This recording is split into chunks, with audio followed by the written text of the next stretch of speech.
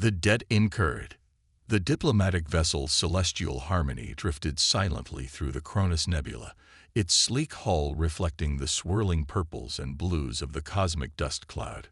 Commander Vexor stood on the bridge, his tall, slender frame silhouetted against the panoramic viewport. 4 silver eyes blinked in sequence as he studied the star charts projected before him. "We're making good time," Commander, reported Navigation Officer Trill, her scaled fingers dancing across the control panel. "At current velocity, we'll reach the Galactic Council summit with 14 standard hours to spare." Vexor nodded, the bioluminescent patterns on his neck pulsing with calm blue light. As the chosen representative of the Axillary Confederation, his presence at the summit was crucial. The fragile peace between the major galactic powers had begun to fracture, and the Axillary's position as neutral mediators was more important than ever. "Excellent," he replied. "Perhaps we can." The ship lurched violently, throwing Vexor against the navigation console. Warning lights flooded the bridge with harsh red illumination. "3 vessels decloaking off our port bow," shouted Security Chief Mox, his dorsal spines rising in alarm. Energy signatures matched known scavenger configurations. Vexor steadied himself. The scavengers, pirates who preyed on shipping lanes throughout the sector. Heavily armed, ruthless, and notorious for leaving no survivors. "Raise shields. Prepare evasive maneuvers," he ordered, his voice steady despite the gravity of the situation. "Open an emergency channel to any nearby vessels." The Celestial Harmony was a diplomatic vessel, not a warship. Its shields and minimal defensive capabilities would buy them minutes at most against determined attackers. The first barrage hit them with startling precision, targeting their propulsion systems. The ship shuddered as the engines whined in protest. "Direct hit to the starboard thrusters," reported Chief Engineer Kaz through the comms. "We've lost 40% propulsion capacity." A second volley struck before they could complete their evasive turn, and Vexor watched in dismay as their shield strength plummeted. "No response to our distress call," Communications Officer Lani announced, her antennae drooping. "Wait, incoming transmission from..." "It can't be right." "What is it?" Vexor demanded as another impact rocked the ship. "A human vessel, sir. They're alone, and they're engaging the scavengers." The view screen shifted to show a relatively small ship, angular, utilitarian, and bearing the unmistakable emblem of the Earth Alliance. Despite being outgunned and outnumbered, the human vessel moved with extraordinary agility, executing maneuvers that seemed to defy the laws of physics. "That's impossible," muttered Mox. "They should be torn apart." Yet the impossible unfolded before their eyes. The human ship darted between the scavenger vessels, forcing them to adjust their firing patterns. Their precision strikes targeted engine housings and weapon arrays rather than attempting to destroy the pirate ships outright. "They're disabling the scavengers, not destroying them," Vexor observed with fascination. Within minutes, 2 of the scavenger ships drifted powerless, while the third retreated into the nebula's depths. The human vessel approached the Celestial Harmony, and their communications channel activated. The face that appeared on screen belonged to a human female with short dark hair and determined eyes. "This is Captain Maya Rodriguez of the Earth Alliance vessel Intrepid. We received your distress call. Do you require medical assistance or emergency repairs?" Vexor stepped forward. "Captain Rodriguez, I am Commander Vexor of the Axillary Confederation. Your intervention was most timely. We have injured crew members who would benefit from medical attention." When the Intrepid docked with the Celestial Harmony, Vexor personally greeted Captain Rodriguez in the airlock chamber. She was smaller than he expected, yet there was an unmistakable authority in her bearing.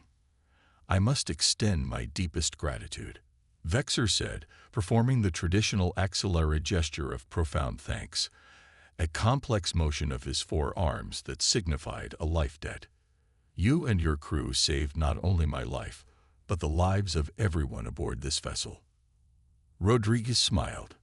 "Just doing our job, Commander. Anyone would have done the same." "I disagree, Captain. Your intervention was both unexpected and extraordinary. No other vessel responded to our distress call. By the ancient traditions of my people, I now owe you a debt that can never be fully repaid." The human captain looked uncomfortable. "That's really not necessary. We're allies, after all, perhaps in diplomatic terms, but the Axillary and humans have had minimal cultural exchange. What you have done creates a bond that transcends political alliances." Vexor's neck patterns shifted to deep purple, the color of solemn vows. "When humanity calls upon me, I shall answer. This I swear." Over the next 2 days, the human crew helped repair the Celestial Harmony's damaged systems. Vexor observed them closely, fascinated by their efficiency and adaptability. They approached problems from unexpected angles, improvised solutions with whatever materials were available, and maintained a curious optimism despite the severity of the situation. As the repairs neared completion, Vexor invited Captain Rodriguez to share a traditional axillary meal in his private quarters. The human accepted politely, though she approached the bioluminescent food with understandable caution. "Your species continues to surprise me, Captain," Vexor said as they dined. "Humans have been part of the galactic community for less than a century, yet you've established yourselves in ways that took other species millennia." Rodriguez shrugged. "We've had to adapt quickly. Not everyone welcomed us with open arms. Indeed, many find your species unpredictable. Some would say dangerous. And what do you say, Commander?" Vexor's eyes blinked in thoughtful sequence. "I believe unpredictability can be a strength when wielded with wisdom. But tell me, why did you respond to our distress call when no one else did? You must have known you were outnumbered." "Honestly, because it was the right thing to do." Rodriguez met his gaze directly, a gesture that would be considered challenging in axillary culture, but which Vexor recognized as human forthrightness. "We couldn't just let you die." When the vessels finally parted ways, Vexor stood on the bridge watching the Intrepid grow smaller against the nebula's backdrop. His first officer, Silara, joined him. "You seem troubled, Commander," she observed. "Not troubled. Contemplative." The humans acted without expectation of reward or recognition. It makes me wonder how many of our preconceptions about their species might be incorrect. The Council has concerns about their rapid expansion and technological development. Silara reminded him. Some factions are advocating for containment protocols. Vexor turned to her, his neck patterns pulsing with intensity. "Then it is fortunate that I will be at the summit to offer a different perspective." 3 weeks later, Vexor stood before the Galactic Council, 17 representatives from the most powerful spacefaring civilizations gathered in the ancient chamber on neutral territory. His testimony about the human intervention had been received with skepticism by some, outright dismissal by others. "The axillary perspective is noted," said the Zentari representative, her crystalline form refracting light as she moved. "However, isolated incidents cannot overshadow the strategic reality. The human expansion represents a destabilizing force in this sector." "I disagree," Vexor countered. "Their actions demonstrate." A junior aide rushed into the chamber, a breach of protocol so severe that the council fell silent in shock. The aide whispered urgently to the Zentari representative, whose crystalline structure darkened with alarm. "This council is adjourned until further notice," she announced. "We have received reports of an attack on multiple worlds in the Outer Rim. Preliminary data suggests extinction-level events." As the chamber erupted in chaos, Vexor accessed his secure channel. The incoming data confirmed his worst fears. 3 planets, including 1 human colony, had been struck by weapons of unprecedented power. Millions dead, ecosystems collapsing, and the energy signature of the attacks matched theoretical models of forbidden technology developed millennia ago by the long-vanished precursor civilization. Most disturbing of all, the encrypted intelligence briefing included intercepted communications suggesting the attacks were merely a prelude. The primary target had always been Earth itself, the human homeworld. Vexor stared at the data, remembering Captain Rodriguez's words, "because it was the right thing to do." Now he faced the same choice. The information in his possession could save billions of human lives, but sharing it would violate his oath as an axillary diplomat and potentially implicate his own government. His neck patterns shifted to the deep purple of a solemn vow as he made his decision. The debt repaid. The Earth Alliance Emergency Council convened in their underground facility beneath the Himalayas. Representatives from every human colony linked in via quantum entanglement channels, their faces grim as they reviewed the devastation reports from the Outer Rim settlements. 3 million dead on New Terra, reported Admiral Chen, her voice tight with controlled fury. The atmospheric degradation continues. Within 6 months, the entire planet will be uninhabitable.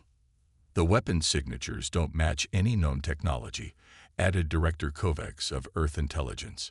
We're dealing with something beyond our current understanding.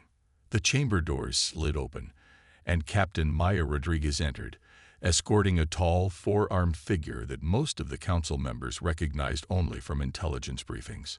Commander Vexer of the Axillary Confederation, announced the security eye. Diplomatic credentials verified. What is the meaning of this intrusion? Demanded Councillor Pierce, rising from his seat. This is a closed session during a planetary emergency. Rodriguez stepped forward. Commander Vexer requested an immediate audience. He claims to have critical intelligence regarding the attacks. All eyes turned to the alien diplomat. Honored representatives of humanity, Vexer began, his silver eyes scanning the room. I come before you at great personal risk. What I am about to share violates my diplomatic oath and will likely result in my permanent exile from my homeworld. He placed a data crystal on the central console. The holographic display activated, projecting complex schematics and encrypted communications. 3 months ago, a faction within the Galactic Council discovered a precursor vault in the Sirius system. Inside was a weapon of unimaginable power, what your legends might call a planet killer. This faction, calling themselves the Preservers, believes that humanity represents an existential threat to galactic stability. Because we wouldn't bow to their authority, Rodriguez interjected. Because you evolved too quickly, Vexer corrected. Most species take millennia to advance from planetary civilization to interstellar travel. Humanity did it in less than 3 centuries. This rate of development frightens them. Admiral Chen studied the projected data. These are attack coordinates, multiple trajectories, all converging on Earth. Vexer finished. In 72 hours, they will deploy the precursor weapon against your homeworld. The attacks on your colonies were merely calibration exercises. The council chamber erupted in overlapping voices, demands for verification, calls for immediate evacuation protocols, proposals for defensive countermeasures. Silence. Commanded President Okafor, rising from her seat at the head of the table. Commander Vexar, why are you bringing us this information? Your government stands to benefit if Earth falls. My government is not involved in this conspiracy, Madam President, and I act now to repay a debt of honor. Vexer turned to Captain Rodriguez. Your captain saved my life and the lives of my crew when no one else would intervene. In my culture, such a debt is sacred. One rescue mission hardly seems equivalent to betraying your diplomatic position, noted Director Kovacs skeptically. You misunderstand. It is not the scale of the action, but the principle behind it. Captain Rodriguez acted because, in her words, it was the right thing to do. Now I do the same. Vexer's neck patterns pulsed with determination. More importantly, I bring not only warning but opportunity. I know where the weapon is being prepared, and I have access codes that can get us past their security systems. President Okafor studied the alien diplomat. You're proposing a joint operation. I am proposing that I fulfill my debt. My knowledge, combined with your unconventional tactical approaches, may be the only hope of stopping this attack. 48 hours later, Vexer found himself aboard the Intrepid, now reconfigured for stealth operations. Captain Rodriguez had assembled a small team of specialists, each the best in their field, each briefed on the suicide nature of their mission. The facility is located within the coronosphere of the Proxima Centauri star, Vexer explained as they reviewed the approach vector. The radiation provides both concealment and protection against conventional attacks. But it also makes our approach a one-way trip without proper shielding, added Chief Engineer Patel. Even with the modifications, we'll have less than 30 minutes before critical systems fail. 28 minutes to save Earth, Rodriguez said with a grim smile. I've accomplished more with less. As they approached the star, the Intrepid's external cameras revealed a massive structure suspended within the solar flares, an impossible engineering feat that would have required technology thousands of years beyond current capabilities. Precursor architecture, Vexer confirmed. The preservers didn't build this. They discovered it and reactivated it. Incoming transmission, reported Communications Officer Dawson. They're demanding identification. Vexer moved to the console. Transmit these credentials and authentication codes. His four hands worked in perfect coordination across the interface. We have perhaps 2 minutes before they realize the deception. The Intrepid was granted docking clearance, but as they approached the facility, Vexer's console flashed with warning indicators. They've detected the human life signs. Security protocols activated. Rodriguez didn't hesitate. Plan B Patel. Execute emergency breach protocol. What followed was controlled chaos as the human team demonstrated why their species was both feared and respected across the galaxy. Rather than retreating, they accelerated directly toward the facility's maintenance access port. Precision explosives blew an entry point, and the specially trained team deployed in vacuum suits designed to withstand the stellar radiation for brief periods. 18 minutes of life support, warned Patel as they penetrated the facility. Vexer led them through corridors that defied conventional physics, spaces that seemed to fold in on themselves in ways that made human minds struggle to comprehend. They encountered resistance, both automated security systems and living guards from various council species. The control chamber is ahead, Vexer informed them after they fought through the third security checkpoint. But something is wrong. These defenses are too easily overcome. You think it's a trap? Rodriguez asked, checking the charge on her pulse rifle. I think. Vexer began, then stopped as they entered a vast spherical chamber. At its center floated a crystalline object that pulsed with otherworldly energy. The weapon, breathed Patel. It's beautiful. And it's already been activated, came a voice from the far side of the chamber. A figure stepped from the shadows. The Centauri representative from the council. Commander Vexer, your betrayal is disappointing, but not unexpected. This is madness, Vexer responded. You'll destroy an entire species, billions of innocent lives. To save trillions more, the Centauri countered. Humanity is not what you think, Commander. They are not simply another emerging species. They are the descendants of the precursors themselves. The revelation hit Vexer like a physical blow. Impossible. The genetic evidence is irrefutable. The precursors didn't vanish. They regressed, destroyed their own civilization in a war so terrible it reduced them to pre-spaceflight primitives. Now they rise again as humans, following the same pattern of aggressive expansion and technological recklessness. Rodriguez stepped forward. Even if that were true, it doesn't justify genocide. It justifies preventive action. The Centauri insisted. The weapon is already counting down. In 10 minutes, a quantum pulse will transmit to Earth, unraveling its molecular structure from the inside out. Vexer turned to Patel. Can you disable it? The engineer was already scanning the device. The security is beyond anything I've seen. It would take weeks to decipher the control mechanisms. Vexer studied the crystalline weapon, his 4 eyes assessing its structure. Then he turned to Rodriguez. Captain, I need your sidearm. What are you planning? I cannot disable the weapon, but I can redirect it. He took the pulse rifle. The debt will be paid. Before anyone could stop him, Vexer fired directly into the control interface beside the weapon. Alarms blared as the facility's systems registered the damage. You fool, cried the Centauri. You'll kill us all." "No," Vexor replied calmly. "I've redirected the quantum pulse. It will now target this facility alone." He turned to Rodriguez. "You have 8 minutes to evacuate your team. And you. Someone must ensure the redirection holds.